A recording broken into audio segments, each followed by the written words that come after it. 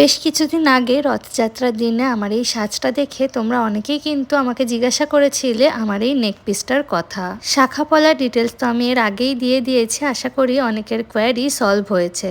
আজকে তোমাদের সাথে শেয়ার করব আমার এই হারের ডিটেলসটা। প্রথমেই বলে রাখি এই জিনিসটা কিন্তু সোনার নয়। তোমরা অনেকেই হয়তো জানো আমি ইউএসএতে থাকি, আর ইউএসএতে সোনার জিনিস আনা নিয়ে কিন্তু খুবই কড়াকড়ি নিয়ম, অনেক রকমের কাস্টম ক্লিয়ারেন্সের পরেই কিন্তু সোনার জিনিস আনা যায়। তো আমি প্রথম থেকেই সেই সমস্ত কোনো ঝামেলার দিকে যেতে চাইনি, তো আমি এরকম গোল্ড প্লেটেড অনেক জুয়েলারি কিন্তু আমার সাথে নিয়ে এসেছি। এখন আমার হাতে যেই অ্যাডজাস্টেবল টাইচেনটা দেখছো, এটা কিন্তু আমার নেওয়া বেশভূষা কালেকশন বাই প্রিয়াঙ্কা থেকে। এটা আমার বহু বছর আগে কেনা, প্রায় 3 বছর তো হবেই কম করে, এখনো কিন্তু নতুনের মতো একদম চমকটা রয়েছে। টাইচেন কিন্তু আমার বেশ ভালোই লাগে, আর এখানে টাইচেনটার সাথে রয়েছে একটা আস্ত কাতলা মাছ।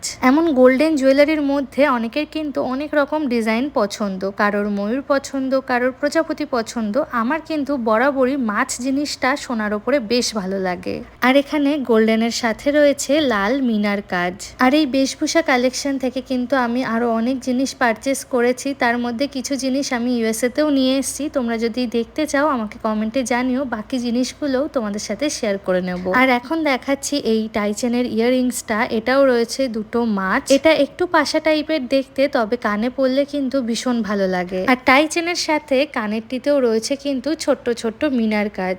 আমি পেজটিকে আমার পোস্টে মেনশন করে দেব, তোমাদের কারোর যদি দরকার হয় তোমরা কিন্তু ওদের সাথে কন্ট্যাক্ট করে নিতে পারো। আর এবার বলি এটার প্রাইস, অনেকেই জিজ্ঞাসা করেছিলে। সত্যি বলতে আমার একদম মনে নেই এক্সাক্ট প্রাইসটা, কারণ এটা 2022 সালে আমার কেনা, তবে এটার দাম ওই 2500 টাকার মধ্যেই ছিল।